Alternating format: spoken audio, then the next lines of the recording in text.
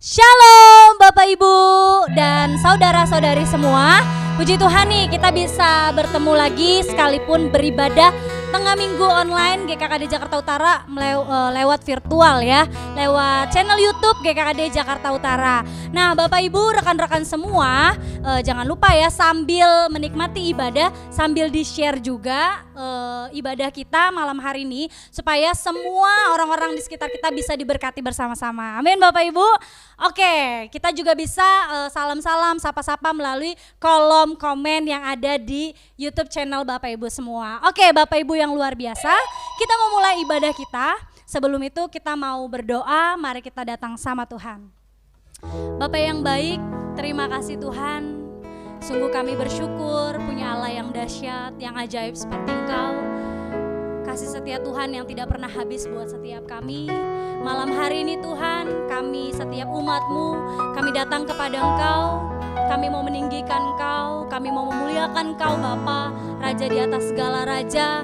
Dan kami percaya Tuhan, kami terima kekuatan daripada Tuhan, kami terima pengharapan daripada Engkau. Kami masuk lebih dalam lagi Tuhan, dalam hadirat Tuhan. Dan kami akan terus percaya di dalam Engkau Tuhan, bahwa Engkau Tuhan yang hidup, yang tidak akan pernah meninggalkan kami. Setiap pertolongan itu datangnya daripada Engkau Tuhan. Terima kasih Bapa, kami siap memulai ibadah kami malam hari ini Tuhan. Engkau yang berotoritas dari awal sampai akhirnya. Kami mengucap syukur Tuhan di dalam nama Tuhan Yesus. Mari setiap kita yang percaya sama-sama katakan amin. Oke Bapak Ibu, mari kita memuji, memuliakan nama Tuhan. Ku diberi kuasa. Yes, haleluya Tuhan.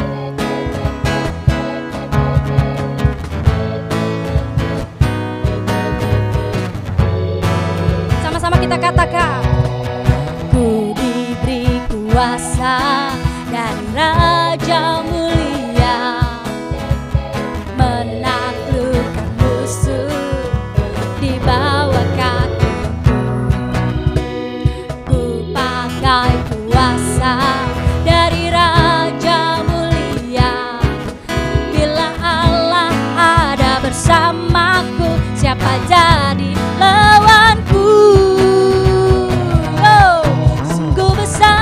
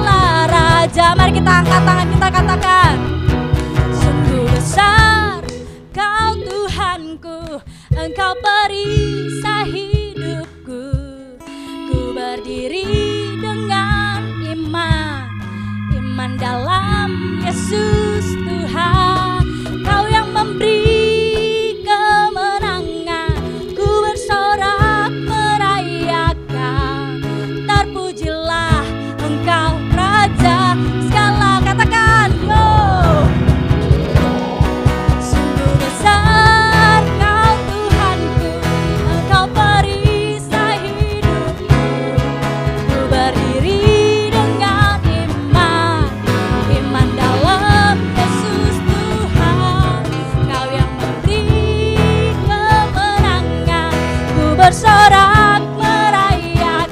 Katakan, terpujilah Engkau Raja, segala raja. Terpujilah, terpujilah Engkau Raja, segala raja. Terpujilah, terpujilah Engkau Raja, segala raja. Haleluya. Dahsyat Tuhan kita. Terpujilah nama Tuhan di bumi dan di sorga. Amin Bapak Ibu. Yes. Baik Bapak Ibu, saudara-saudari semuanya, saat ini kita akan mendengarkan pengumuman. Pengumuman yang pertama adalah kami Gereja Kristen Kemah Daud Jakarta Utara menyambut Bapak Ibu, rekan-rekan semua yang baru pertama kali hadir mengikuti ibadah tengah minggu online di YouTube channel GKKD Jakarta Utara. Dan selanjutnya ibadah tengah minggu online GKKD Jakarta Utara diadakan setiap hari Kamis jam 7.30 malam di channel kesayangan Bapak Ibu semua. Jangan lupa ya, di-subscribe dulu dong yang belum, dan jangan lupa di-share ke rekan-rekan semua supaya semua orang bisa diberkati dengan ibadah ini. Oke, pengumuman selanjutnya kita adakan doa seminggu 2 kali melalui Facebook GKKD Jakut di hari Senin dan Rabu itu pukul 8 malam. Jadi pastikan Bapak Ibu yang mempunyai pokok doa yang ingin didoakan juga, Bapak Ibu bisa menghubungi nomor hotline yang ada di layar Bapak Ibu semua. Oke, selanjutnya Bapak Ibu pengumuman selanjutnya kita undang untuk Bapak Ibu yang ingin memberikan persembahan, silakan dapat memberikan melalui transfer bank ya. Ada Bank BCA atas nama Kak Jumeni, ada juga transfer by OVO atau GoPay. Itu aja pengumumannya Bapak Ibu, terima kasih, tetap semangat, tetap jaga kesehatan, Tuhan Yesus pasti memberkati. Mari kita datang lebih dalam lagi Bapak Ibu. Kita mau menyembah Dia. Kau Tuhan gembala kami, takkan kekurangan kami. Kami punya Engkau Tuhan yang begitu setia bagi setiap kami. Yes, haleluya. Oh, Yesus Tuhan. My Lord, kami mau naikkan sembah kami Tuhan. Kau Tuhan gembalaku, takkan kekurangan aku. Kau bawaku ke air yang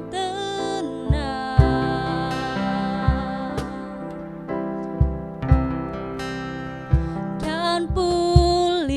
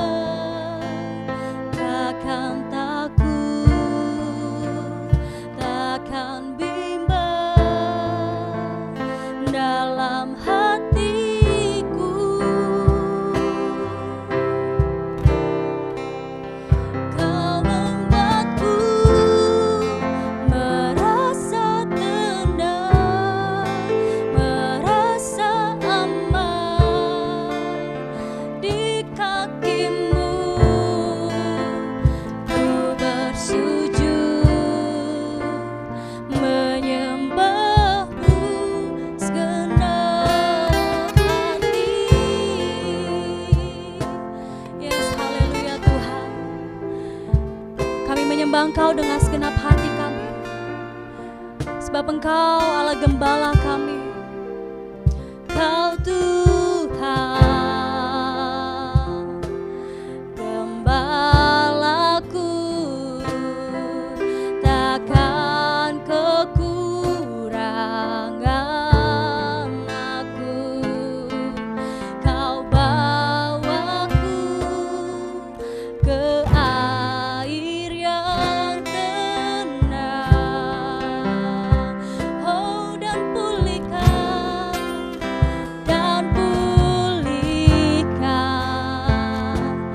jiwaku,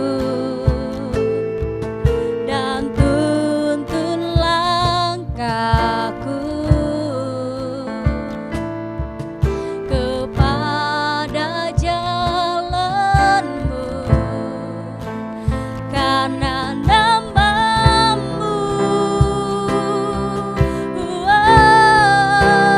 Sekalipun ku berjalan dalam lembah kekelaman, takkan takut, takkan bimbang, takkan bimbang dalam hatiku.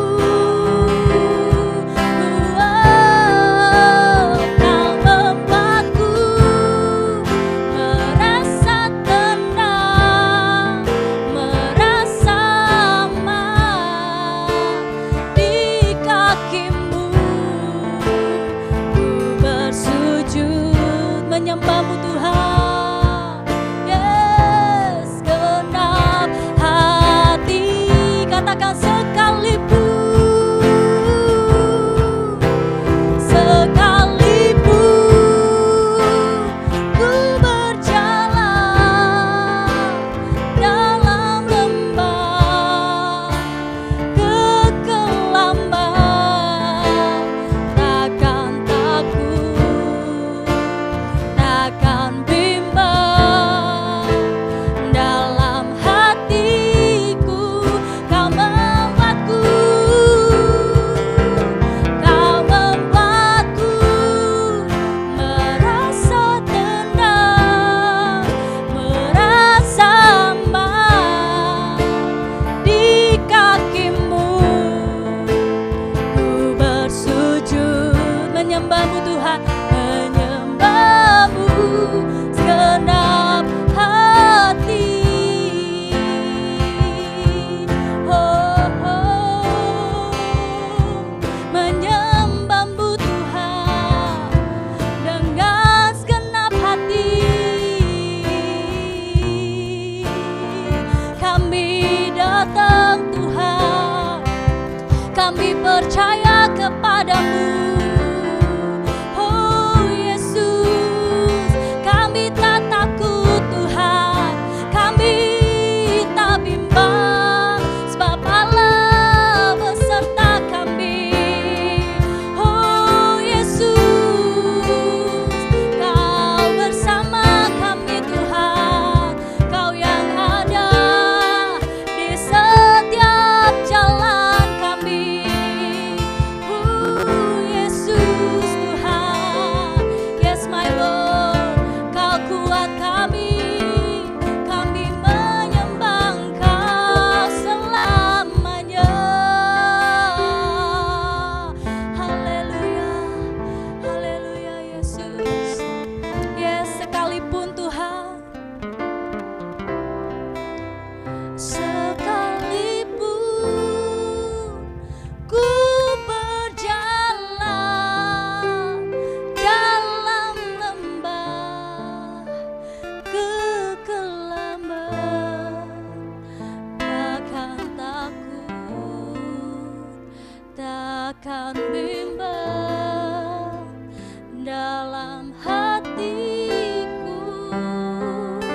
Kau membuatku, Kau membuatku merasa tenang, merasa aman di kaki-Mu. Ku bersujud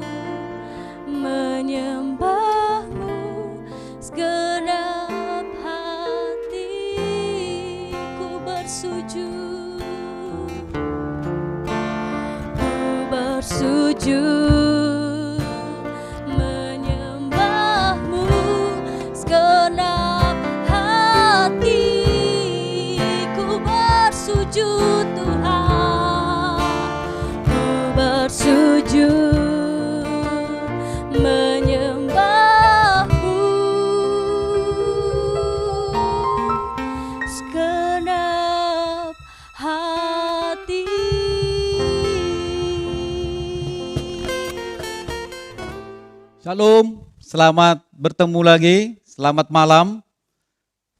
Apa kabarnya? Luar biasa, amin. Ya, tetap semangat ya, Bapak Ibu, adik-adik, teman-teman yang luar biasa. Tetap semangat walaupun kita di dalam masih masa COVID, tapi kita tetap semangat karena Tuhan memberikan kekuatan, ya, kekuatan roh, ya, bukan ketakutan, tetapi kekuatan roh dan kasih karunia kepada setiap umatnya. Amin. Yes.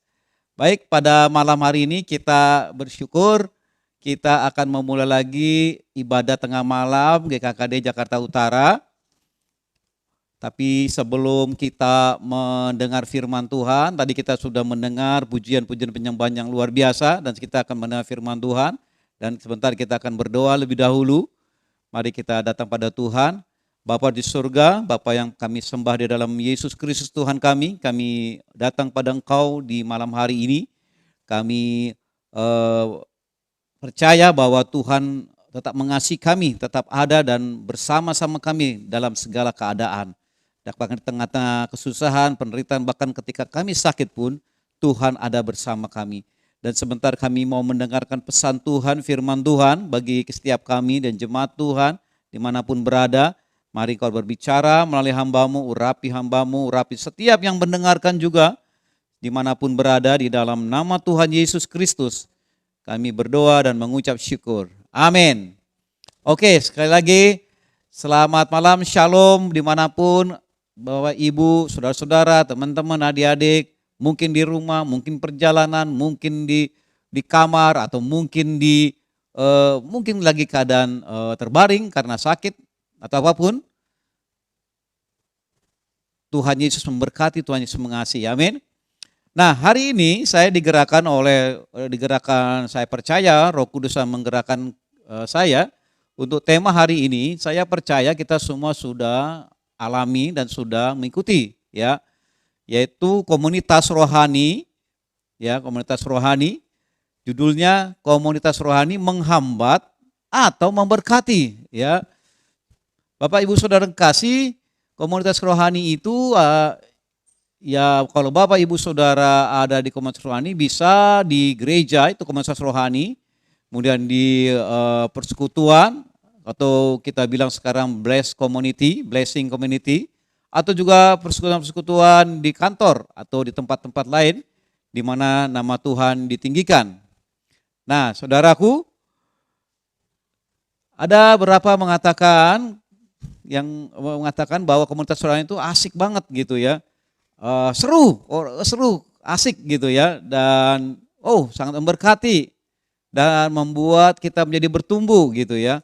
Tapi saudara, teman-teman, ada juga yang mengatakan, komunitas rohani itu membosankan, bete begitu-begitu aja, nggak dapat apa-apa di sana, ya, capek deh katanya kan. Terus menghabiskan waktu, pekerjaan rumah tangga, sekolah dan sebagainya. Kemudian juga ada yang bilang, di sana nggak enak, pemimpinnya tuh pilih kasih. Terus kemudian juga di sana kebanyakan orang miskin, kebanyakan orang nggak mampu, nggak level. Kebanyakan di situ juga suku tertentu, saya beda sukunya. Kebanyakan di sana juga orang-orang kayak seperti ini, seperti itu ya. Nah, atau saya juga pernah lihat di situ kayaknya di situ kayak seperti diperalat, dipergunakan gitu ya. Atau juga yang mengatakan saya malas karena jauh tempatnya. Atau ada yang mengatakan saya pernah ke situ persekutuan atau komunitas rohani, tapi orang-orangnya tuh nggak benar, nggak beres, ya, munafik dan sebagainya, ya. Nah, sehingga banyak orang yang patah arang, yang tidak mau lagi mengikuti komunitas rohani. Nah, saudara, sebelum kita lebih dalam melihat komunitas rohani, saya mau sedikit menceritakan bahwa di dunia ini ada juga komunitas lain ya, selain komunitas rohani, yaitu komunitas yang bisa juga organisasi, profesi, usaha, kemudian politik, suku, agama, ya, komunitas satu kampung, satu daerah ya, atau komunitas marga, komunitas alumni sekarang udah ini ya, sudah karena WA-nya, Facebook, wah bisa ketemu lagi. TK-nya waktu itu sama-sama kita TK atau SD, bisa ketemu lagi karena sekarang zaman media sosial, ya, dan sebagainya ya. Nah itu komunitas-komunitas juga saudara.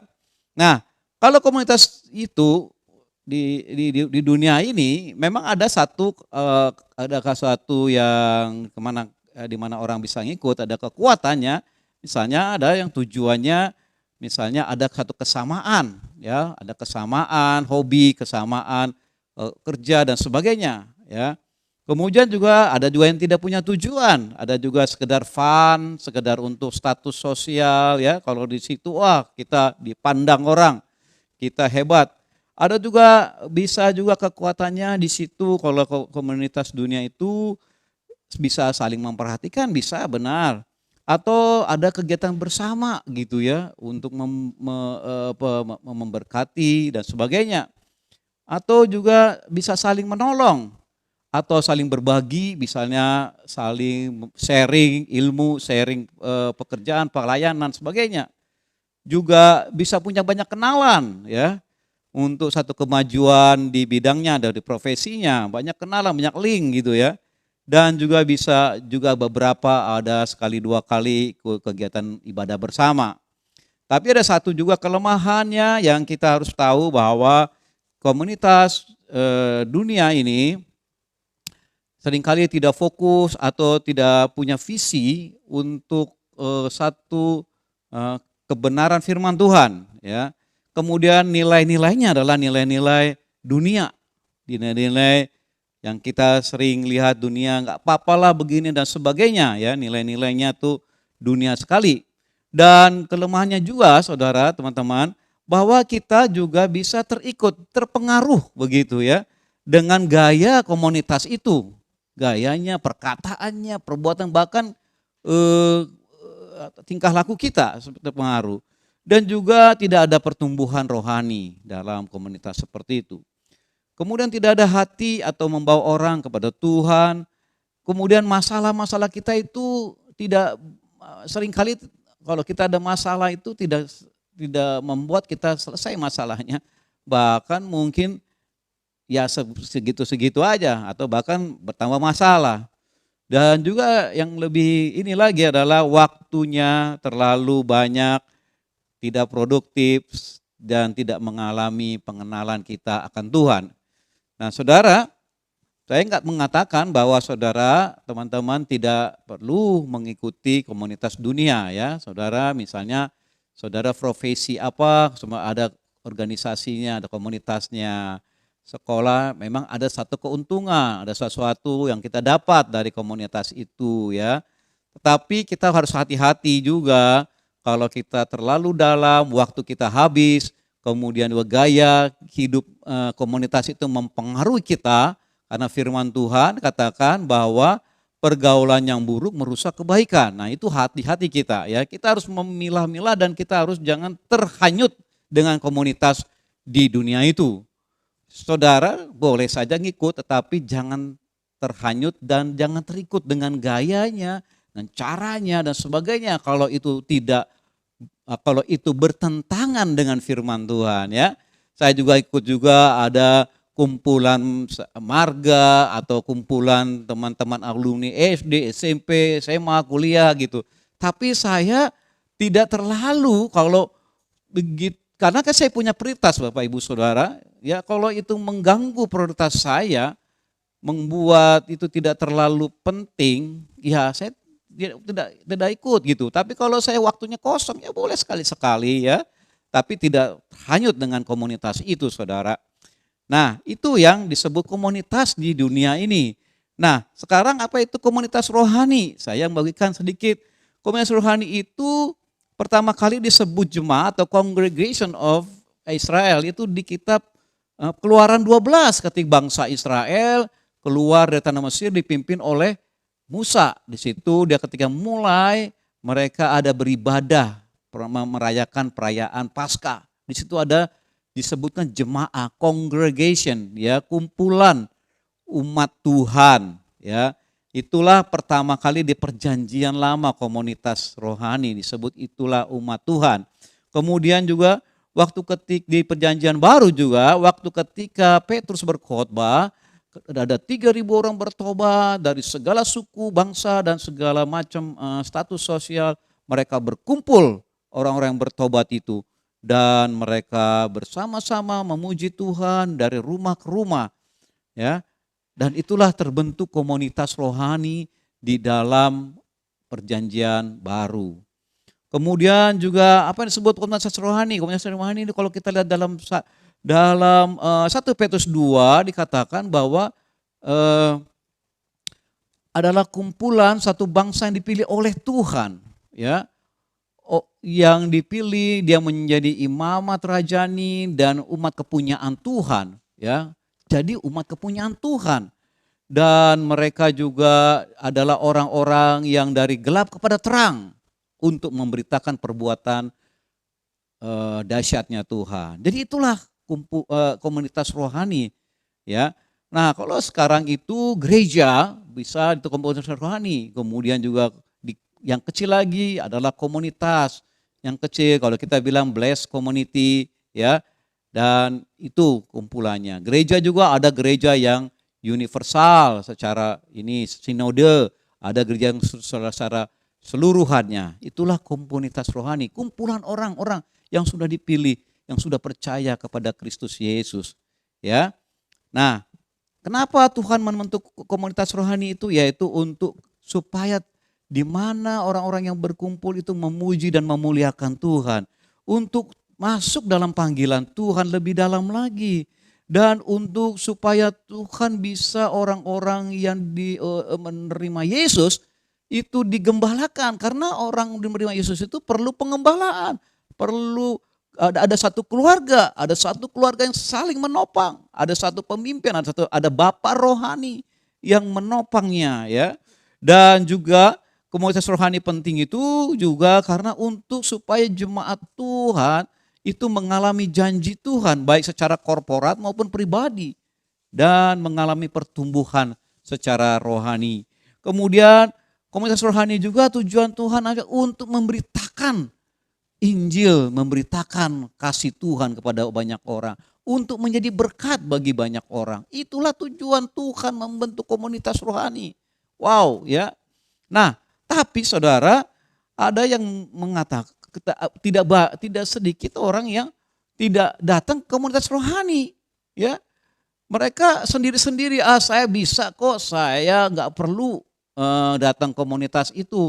Saya sibuk, saya punya pekerjaan, saya begini bla bla bla bla bla, sehingga apa artinya dia tidak ada dalam komunitas. Bahkan lebih cenderung ke komunitas dunia atau profesinya atau pekerjaan dan sebagainya, ya. Nah, mari kita lihat sebenarnya apa sih yang terjadi di komunitas rohani ini. Nah, terjadi sebenarnya kalau kita lihat dalam Kisah Rasul 2 ayat 41-47, yaitu pola gaya hidup orang-orang di dalam komunitas rohani, ya, orang-orang yang sudah bertobat kepada Kristus, yaitu adalah dia ada gaya hidup di kumpulan itu, ada gembalanya yang pertama, ada rasul-rasul, ada pemimpinnya yang Tuhan pakai, yang Tuhan anugerahkan begitu, ya. Kemudian kumpulan itu mereka satu jiwa, satu roh untuk satu visi untuk memuliakan Tuhan, untuk kemuliaan bagi Tuhan, memuliakan Tuhan. Kemudian di kumpulan itu juga seperti keluarga, ya, seperti family gitu, ya, family dalam rohani, ya, dalam iman, saling menolong, saling melayani, saling mengunjungi seperti itu, ya. Dan juga ada kesaksian, ada pemberitaan Injil, ya, pada saat itu komunitas rohani mula-mula di Yerusalem, ya, itu memberitakan Injil mereka. Kemudian di komunitas itu juga ada pengajaran firman, ada pemuridan, ya. Kemudian apa yang terjadi juga di komunitas itu, mereka berubah, mereka bertumbuh. Bukan saja rohnya semakin mengenal Tuhan, tapi jiwanya, karakternya bertumbuh. Yang tadinya dia perkataannya kotor, yang tadinya dia perkataan yang tidak baik, yang tidak jelas, tapi diubahkan oleh Tuhan melalui komunitas ini, saudara. Ya, dan juga diubahkan sikap dan tingkah lakunya, baik itu di sekolah, baik itu di kampus, baik itu di rumah tangga, baik itu di pekerjaan. Ya, tadinya dia malas, tapi dia cari rajin. Tadinya dia tidak disiplin, akhirnya dia disiplin. Tadinya dia tidak peduli dengan pekerjaan, dia peduli dengan temannya. Dia sungguh-sungguh bekerja dengan baik, sungguh-sungguh fokus dalam pekerjaannya. Di dalam rumah tangga tadinya dia cuek, tetapi dia bertumbuh, akhirnya dia baik kepada orang tuanya atau orang tua kepada anaknya. Ya, saling menolong. Yang tadinya si anak itu malas bangun gitu ya, tapi pagi-pagi dia lebih dulu bangun, bersaat teduh, dia siapin, bahkan kalau anak yang baik, dia juga membersihkan rumahnya, dia mengepel, mencuci dan sebagainya ya. Dan orang tuanya suka gitu ya. Jadi ada pertumbuhan. Dikatakan di Kisah Rasul ini orang suka dengan dia karena ada pertumbuhan, ada sesuatu yang berubah seperti itu. Dan juga di dalam komunitas rohani selayaknya seperti keluarga. Kalau ada salah ditegur juga oleh pembimbingnya, diberikan disiplin juga, tetapi juga diberikan pendelegasian. Kalau dia maju diberikan kepercayaan, diberikan apresiasi seperti itu. Dan ada roh sukacita di dalam komunitas itu. Dan yang terlebih itu di dalam Kisah Rasul ini ada jiwa-jiwa yang ditambahkan. Mereka memberitakan Injil. Orang melihat ada perubahan dari orang-orang komunitas itu. Sehingga orang tertarik dan diberitakan Injil, akhirnya dia bertobat dan ikut dalam komunitas rohani itu. Nah, inilah pola yang ada di dalam Kisah Rasul. Ya, sehingga penyebaran umat Tuhan itu sampai ke seluruh dunia, saudara. Karena polanya pola seperti ini, saudaraku. Ya, sampai ke bangsa-bangsa menyebar. Waktu ketika umat Tuhan mengalami penganiayaan, mereka tersebar, dan ketika mereka tersebar bikin persekutuan, bikin komunitas rohani, mereka bawa jiwa-jiwa, bikin sampai ke seluruh dunia. Sampai saat ini kita itu juga hasil daripada komunitas rohani dari penginjil-penginjil ya yang datang ke Indonesia. Ya, saudara. Dan saudaraku, inilah yang terjadi ya. Kita berubah di dalam komunitas. Ya. Kita mengalami satu perubahan yang luar biasa ya. Satu pertumbuhan yang luar biasa, saudara, ya.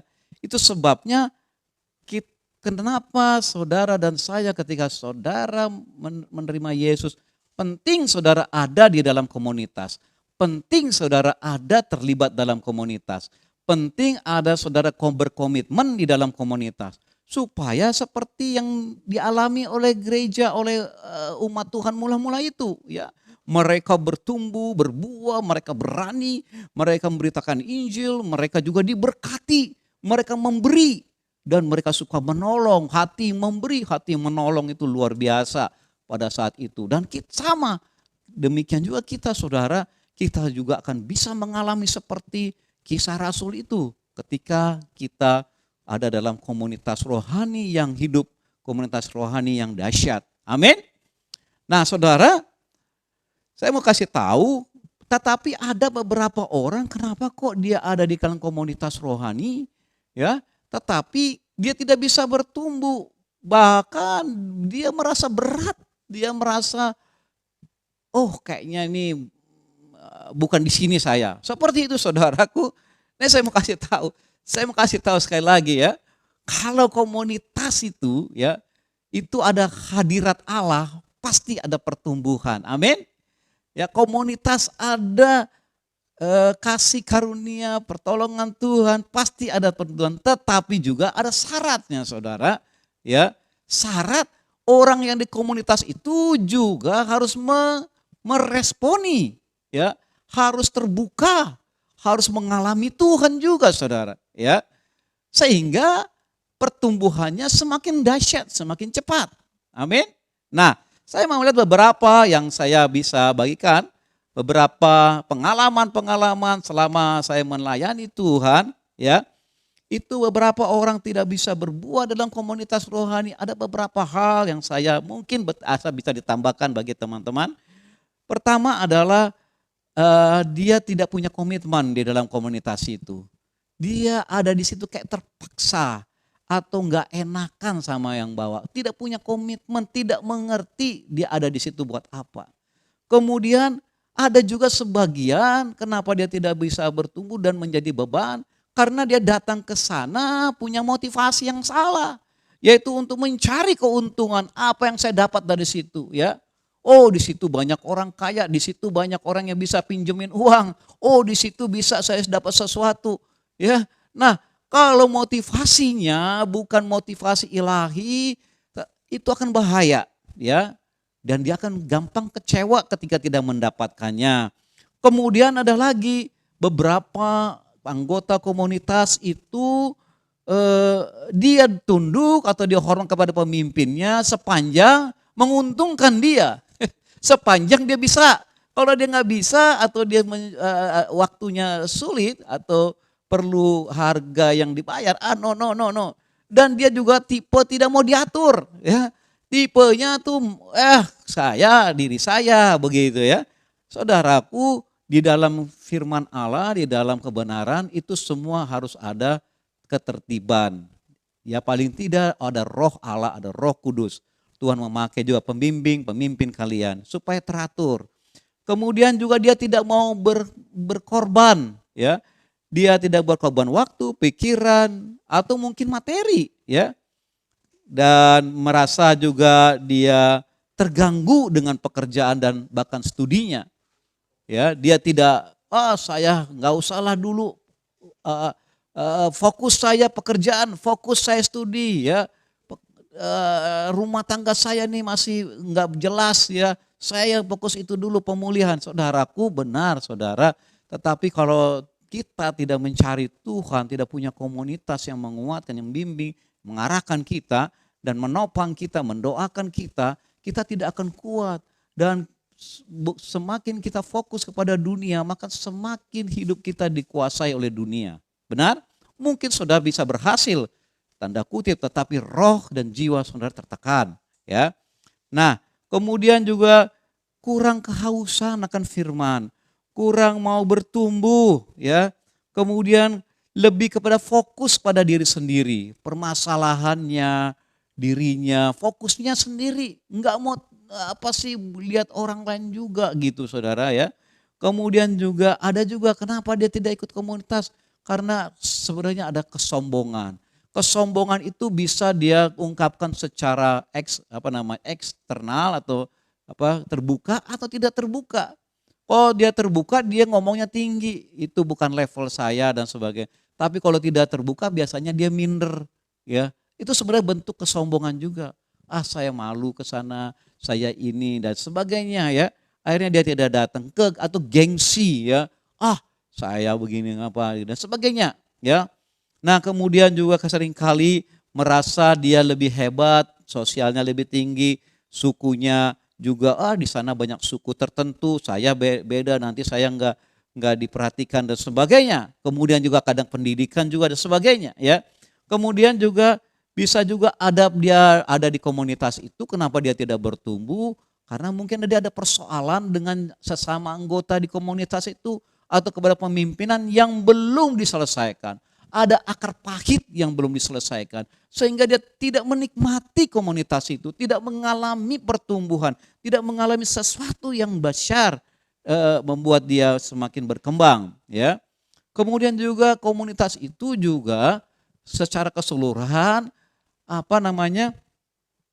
tidak mau berkembang, zona nyaman, ya, eksklusif. Sudah kita di sini-sini aja sampai tua.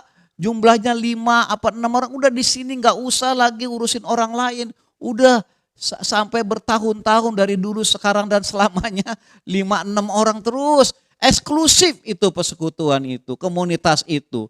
Dia zona nyaman, nggak mau keluar, nggak mau memberitakan Injil, nggak mau bawa jiwa, nggak mau berkorban. Ya, udah kita aja dah Gak usah yang lain, nanti sibuk, nanti ada aneh yang aneh, nanti minta ini, minta itu. Saudara, itu yang membuat dia tidak bertumbuh, zona nyaman, ya, tidak mau berkembang, eksklusif, ya.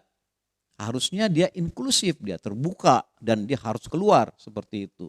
Dan juga ada satu juga yang kita sebagai pemimpin kadangkala juga ada kesalahan kita. Misalnya pemimpinnya tidak punya visi, tidak bergairah, tidak ada pengembalaan, ya, tidak mau berkorban, ya. Nah, akhirnya apa? Komunitas yang dipimpinnya tidak juga bertumbuh karena pemimpinnya tidak mau berkorban, tidak mau punya visi, tidak mau punya hati untuk mengembalakan. Ya, Yesus berkata kepada Petrus, Petrus, kau harus mengembalakan, kau harus mengembalakan. Apakah kau sudah mengembalakan? Ya sudah Tuhan. Apakah kau sudah mengembalakan dombaku? Saudara, siapapun yang saudara diberi kesempatan memimpin komunitas harus gembalakan anggota-anggotamu. Amin.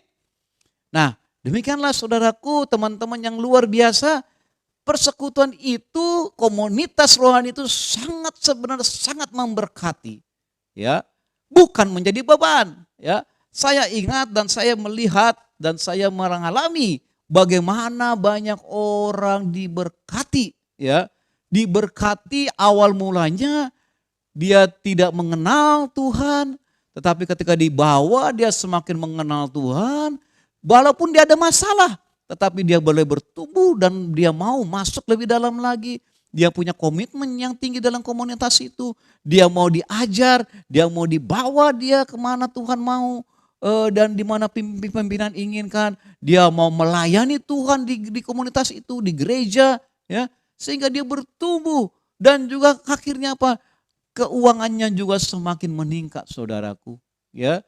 Jadi luar biasa. Karena apa? Karena komunitas rohani ini bukan buatan manusia, tetapi itu adalah buatan Allah, pola Allah untuk membuat saudara dan saya mengalami kasih Tuhan, berkat Tuhan, mengalami pertumbuhan, mengalami perlindungan Tuhan, mengalami janji-janji Tuhan ketika kita ada di dalam komunitas rohani, ya. Baik itu di Bleskom dan juga ada satu gereja lokal.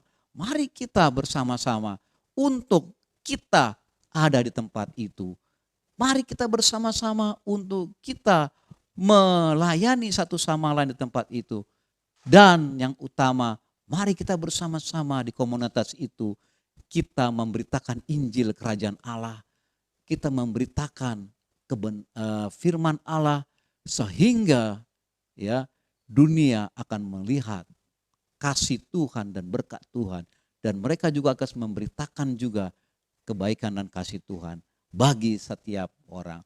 Puji Tuhan, ya. Itu saja saudara, ya. Ayo mari yang malas, yang selama ini kebangkit lagi. Kau sekarang masih offline, bisa online saudara, teman-teman yang online bisa datengin, kunjungi dan sebagainya, ya. Mari bersemangat lagi komunitas rohani kita, bersemangat, maju lagi, punya komitmen lagi, berbaharui komitmennya lagi, ya, dan terus bertumbuh di dalam komunitas itu. Dimanapun komunitas yang Tuhan berikan, mari sungguh-sungguh hidup di dalam kebenaran firman Tuhan melalui komunitas itu. Amin.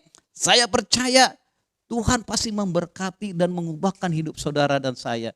Tuhan pasti juga memberkati pekerjaan. Tuhan pasti memberkati pribadi, sekolah, masa depan, dan juga keluarga, anak-anak, dan sebagainya. Ketika kita ada stay di dalam komunitas rohani. Haleluya, amin.